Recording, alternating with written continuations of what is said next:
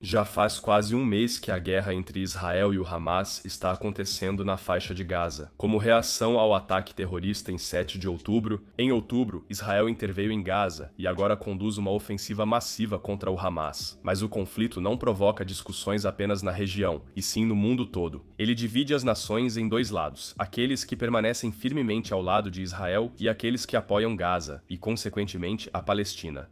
Por isso, no vídeo de hoje, nos perguntamos: quais países apoiam Israel e quais apoiam a Palestina? Por que até mesmo a Europa está tão dividida nessa questão? Por que grande parte do mundo apoia a Palestina? Vamos analisar essas questões no vídeo de hoje. Aproveite! Nem sempre é simples classificar todos os países em um dos lados, pois muitos não declaram publicamente sua posição e costumam ter correntes internas distintas. Mas recentemente houve uma votação na ONU na qual os lados ficaram relativamente claros. Em uma sessão de emergência das Nações Unidas, foi apresentada uma resolução que exigia um cessar-fogo humanitário imediato e permanente. Israel rejeita categoricamente, iniciando sua ofensiva. Assim, muitos viram a votação como um teste para saber o lado da comunidade internacional, porque a votação foi de fato mais clara do que se pensava inicialmente. No total, apenas 14 países votaram contra a resolução e, portanto, a favor de Israel. 44 países se abstiveram. A esmagadora maioria de 121 nações votou a favor da resolução e da suspensão imediata da ofensiva israelense. Mas quais são os motivos geopolíticos para esse resultado da votação? Vamos analisar primeiro os apoiadores de Israel. O aliado mais importante provavelmente são os Estados Unidos. Os Estados Unidos não só desempenharam um papel importante na fundação de Israel, como também foram, por exemplo, o primeiro país do mundo a reconhecê-lo. Mas também sempre foram uma potência protetora, garantindo a sobrevivência do Estado judeu, especialmente nos primeiros anos.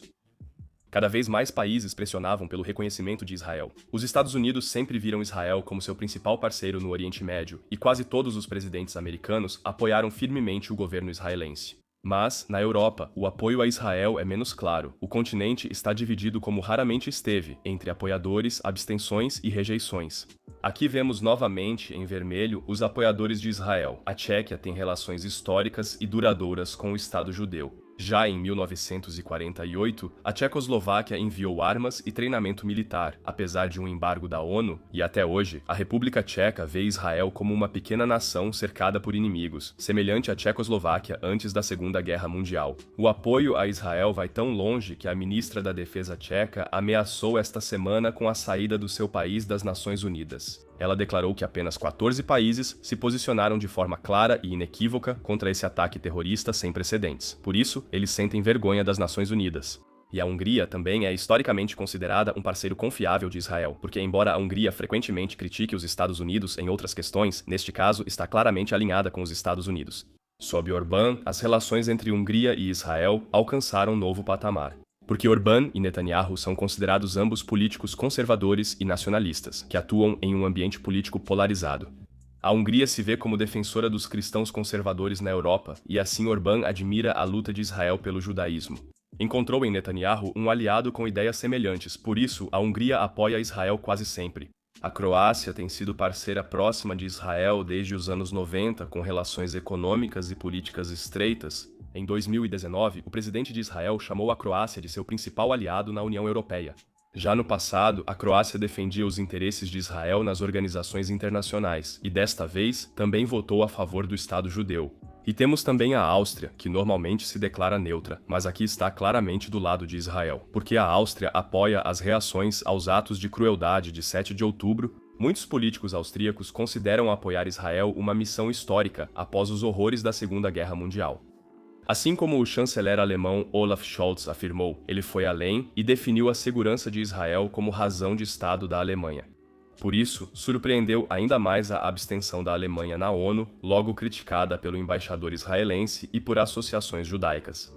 A ministra Annalena Baerbock disse que a Alemanha se absteve porque o documento não era equilibrado e não condenava claramente os ataques do Hamas. Vamos analisar os apoiadores de Israel que talvez não fossem esperados inicialmente. Por exemplo, a Guatemala. O apoio aqui vem de relações historicamente boas. Após os Estados Unidos, a Guatemala foi o segundo país a transferir sua embaixada para Jerusalém. E especialmente nas décadas de 1960 e 1970, Israel apoiou a Guatemala militarmente durante a Guerra Civil. E o Paraguai também foi apoiado por Israel no passado, de modo que esse país latino-americano também transferiu sua embaixada de Tel Aviv para Jerusalém. O atual presidente se diz grande amigo de Israel. Vemos que, em Papua Nova Guiné, país de grande território, o presidente é um forte apoiador de Israel e Netanyahu. Em setembro, o país transferiu sua embaixada para Jerusalém, tornando-se o quinto no mundo a fazê-lo. Durante a visita de Estado, o presidente disse que, como filho de pastor, sente-se muito ligado a Israel. Também há pequenos estados insulares, como Fiji, Nauru e Tonga, que em parte votaram a favor de Israel por razões religiosas ou econômicas. Se analisarmos os países que se abstiveram, a maioria é do Ocidente. Entre eles, muitos países europeus como Itália, Polônia e justamente a Alemanha, mas também Canadá, Austrália, Japão e Coreia do Sul. Esses países, geralmente aliados de Israel, se abstiveram neste caso por diferentes motivos. Faltou uma condenação clara do Hamas pelos piores ataques terroristas contra Israel. Além disso, não devemos esquecer outro aliado próximo de Israel: Índia. Isso se deve ao fato de que na Índia também governa um partido religioso majoritário, o Partido Hindu ou Modi. O primeiro-ministro indiano adota postura contra muçulmanos em seu país e, por isso, também condena ações dos palestinos.